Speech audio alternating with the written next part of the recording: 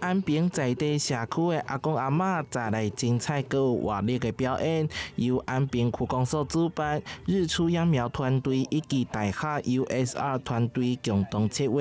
渔港点点市集顶场，毋但延续英国的环保规划，更透过一系列体验行动，传达甲自然共生的生活价值。那渔光岛这一块领域是临近于海边，是我们台南市